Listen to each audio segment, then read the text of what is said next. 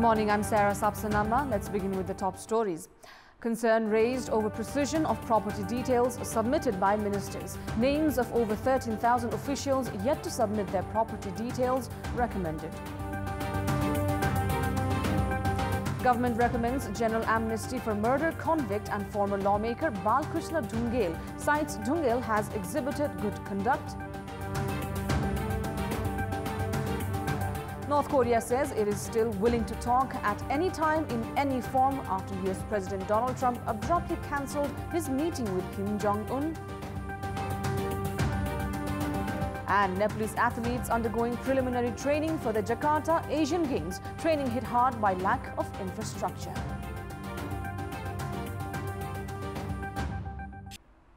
Let's begin with the national political updates.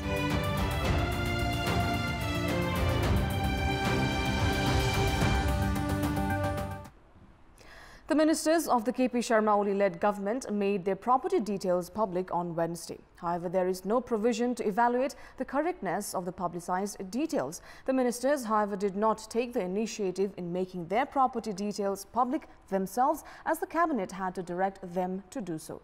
Elsewhere, the National Vigilance Centre recommended the names of at least 13,390 officials for not submitting their property details.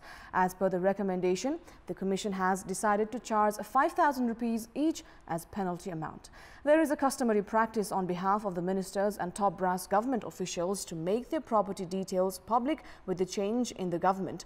With the property details made public, there is, however, no provision to cross-check the precision of the report. The Commission for Investigation for Abuse of Authority, CIAA, has the right to investigate in this regard. It can also look for the intentionally hidden properties. The authority, however, is not seen active in filing charges against corruption if anyone is found with exceptionally inappropriate details during investigation. The submitted details also do not carry income sources. Now, the government has recommended general amnesty for murder convict and former lawmaker of erstwhile CPN Maui Centre, Balkrishna Dhungel. The Delhi Bazaar prison has recommended waiver of the remaining time of leader Dhungel, citing that he has exhibited good conduct. The Department of Prison Management in Delhi Bazaar recommended his release to the Home Ministry on the occasion of Republican Day. However, the recommendation is itself against the legal practice. The Supreme Court had ordered life sentence to Dhungel in connection to the murder of Ujjan Kumar Shrestha and Umesh Shrestha during the insurgency period. Dhungel lived a free life even years after the murder, enjoying political cover. However, Dhungel was arrested in mid-November last year. Now, after serving only 6 months in jail, the government is seen impatient to release Dhungel. According to Article 29 of the Prisons Act, it is mandatory for a convict to spend at least half of the jail term charged, irrespective of good behavior. However, even after adding the years that Dhungel spent from 1997 to 2006 in jail, it only amounts to 8 years. The recommendation has been made to waive 60% of his jail term. The government has also demanded the release of the leader back in 2015 during the tenure of the then Prime Minister Baburam Bhattarai. The Supreme Court at the time had announced that Dhungel could not be provided any kind of amnesty. Meanwhile, legal practitioners are of the opinion that providing general amnesty under political cover would only mock at the rule of law. Now, it has been a decade since the nation adopted the concept of proportionate inclusiveness. However, due to the Election Commission's indecision, majority of the political parties have not abided by the constitutional requirement of having 33% of female representation. Based on the constitutional provision, every party must have 33% of women. However, the Central Committee of the newly formed Nepal Communist Party has only 16% women representatives. The case is no different with other political parties as well. The Left Alliance registered its new party, the Nepal Communist Party, at the Election Commission on 17th of May, which, according to the Constitution, required a mandatory 33% of female representation. However, out of 441 members at the Central Committee of the Nepal Communist Party, women have only 16% stake. In such a case, based on the Constitution, parties can either increase the size of its Central Committee and add the number of female members or cut the number of male members to maintain the required ratio. Since the majority of the parties were registered before the new provision was officially issued, most of the parties do not have the required number of female representation. Even the Election Commission is unsure in case of Nepal Communist Party whether to implement the 33% requirement prior to or after the party's General Assembly. Now, female leaders of the Nepal Communist Party have also expressed dissatisfaction over the lack of proportionate representation and have demanded to fulfill the required 33% representation. And time now for a short break. For more news, stay with us.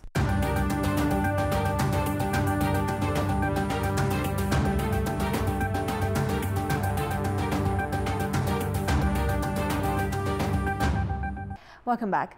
The Organ Transplant Act was introduced in Nepal in 1998. The first amendment was made in 2016. However, the new amendments have not yet been implemented. The introduction of the amendment over a year ago had given hope to many patients in the waiting list. However, their applications have remained unattended for quite some time now. 30-year-old Soni Vaidya of Bhaktapur has both of her kidneys non-functional for 10 years. She has been under medication for 8 years and has been undergoing dialysis for 2 years now. Soni's family members wanted to donate their kidney to her, but a match could not be made. After the government allowed transplant from brain-dead patients, Soni filed her application at the Human Organ Transplant Center in Bhaktapur 2 years ago, but to no avail. Medical doctors announced patients kept in ventilators for life support as brain dead. While they are dead at this stage, their organs can still be used for transplant. Kidney and liver from patients of road accidents and brain hemorrhages can be used for transplant. Almost 80% of people abroad receive organs from brain dead patients as well. The amended organ transplant law of Nepal also welcomed the concept 2 years ago. However, the majority of the public are not aware of the provision.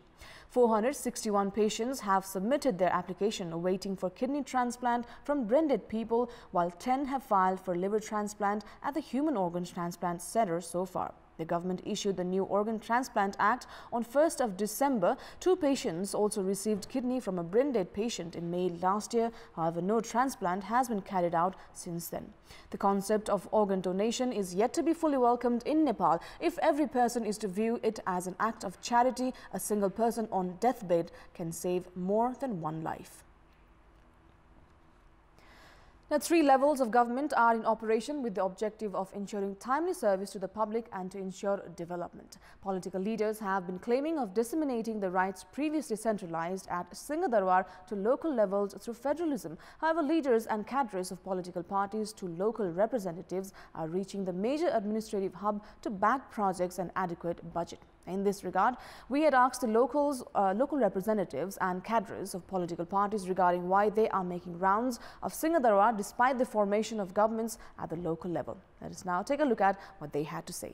Public voice. हामीले गर्नुपर्ने काम धेरै छ। एउटा पार्टीको एउटा जिम्मेवारी व्यक्ति भएको नाताले मैले चाहिँ सिँचाइ सम्बन्धी र त्यसपछि तटबन्ध सम्बन्धी हाम्रो चाहिँ धेरै समस्याहरू भएको कारणले गर्दा नि म यो सिंहदरबार आउनु पर्यो। चुनावको बेला सिंहदरबार भनेको गाउँमा हुन्छ भन्ने मात्र सुनेको थियो हैन, तर गाउँमा केही हुँदैन। यहाँ सिंहदरबार पनि पुरानो हिसाबले अझै सुनाइ भएको देख्दैन म।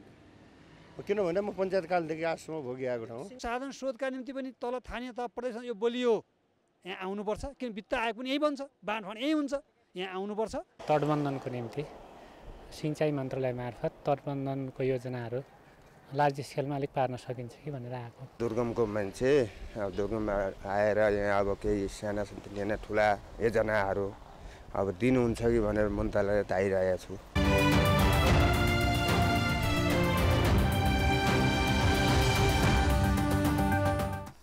It's now time for the international update.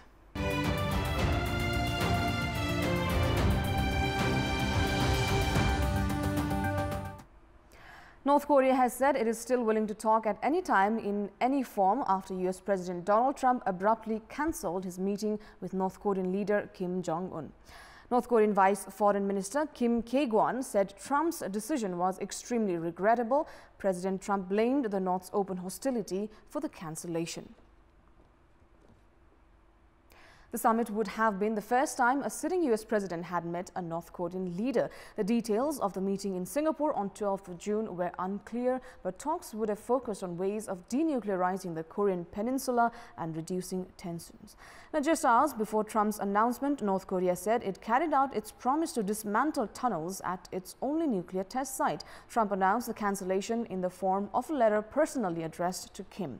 A senior administration official in the US later gave further details officials, saying North Korea had shown a profound lack of good faith. The official told reporters that there were a series of broken promises from Pyongyang, including when the White House sent the Deputy Chief of Staff to Singapore to meet North Korean diplomats ahead of the summit. Trump said he had been very much looking forward to meeting Kim, but at the same time, Trump pressed that it is inappropriate to have the long-planned meeting based on the tremendous anger and open hostility displayed in most recent statement. In a later statement at the White House, Trump said that the step was a tremendous setback for North Korea and the world, and added that the U.S. military was ready, if necessary, to respond to any reckless act from North Korea. Well, we have more news coming up, but right now it's time for yet another short break.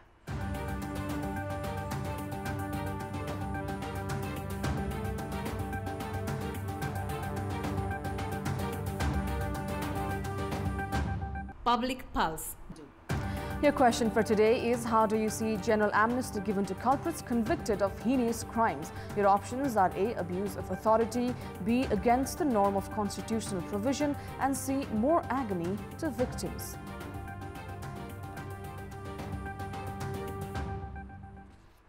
The voting for that question is on. Type NEWS, select your option A, B or C and send it to 8080 to share your opinion with us. That's now time for the sports update.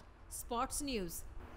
Nepal's preliminary preparation for the Asian Games Asiad, which kicks off on 18th of August in Indonesia, is yet to be completed. The final selection of only around 6 sports have been concluded so far. Athletes, however, have been devoid of sound training in the absence of infrastructures. Nepal is participating in 28 sporting disciplines at the Asiad. Except Taekwondo players, all other athletes are training in Nepal. However, their level of training is not up to the mark. The trainings for karate and paragliding are underway in Pokhara, weightlifting in Nepalganj, volleyball, kabaddi and wrestling in Mahendranagar, and table tennis is currently underway in Biratnagar. Training for other sports is underway at various locations in Kathmandu. The swimming pool in Tripureshwar has been in a dilapidated condition since the earthquake, while that in Sadabato is undergoing reconstruction works. Now, swimmers are therefore being trained at a private swimming pool in Chasal. The National Sports Council had said that it would organize a broad training for the athletes of the sporting disciplines where Nepal has chances of winning medals and those lacking infrastructures in Nepal. While the council had also claimed that it would bring foreign trainers for the training of athletes in Nepal, the authority has failed to deliver in its pledges.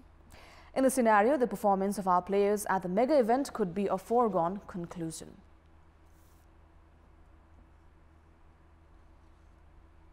The English Premier League club Tottenham Hotspurs announced yesterday that its manager Mauricio Pochettino has signed a new 5-year contract. The Argentine, who has led the Hotspurs to 3 successive top 3 finishes in the Premier League, has penned fresh terms to keep him at the club until 2023. The 46-year-old began his tenure as Spurs manager in 2014, and for the last 3 seasons, Tottenham had ended the league in top 3 position. The deal, which runs to 2023, makes Pochettino one of the highest earning managers in the Premier League behind Pep Guardiola and Jose Mourinho. The Argentine has been rewarded for guiding the Hotspurs into the Champions League for a 3rd successive season and means he will lead the club into their renovated White Hart Lane Stadium. Tottenham finished in 5th place in the Premier League after Pochettino's first season with the club. Pochettino's squad finished 3rd this season in the Premier League, trailing Manchester City and Manchester United. Now, before we wrap up, here's a look at the top stories one more time. Concern raised over precision of property details submitted by ministers. Names of over 13,000 officials yet to submit their property details recommended. Government recommends general amnesty for murder convict and former lawmaker Balkrishna Dhungel. Cites Dhungel has exhibited good conduct. North Korea says it is still willing to talk at any time in any form after US President Donald Trump abruptly cancelled his meeting with Kim Jong-un. And Nepalese athletes undergoing preliminary training for Jakarta Asian Games. Training hit hard by lack of infrastructure.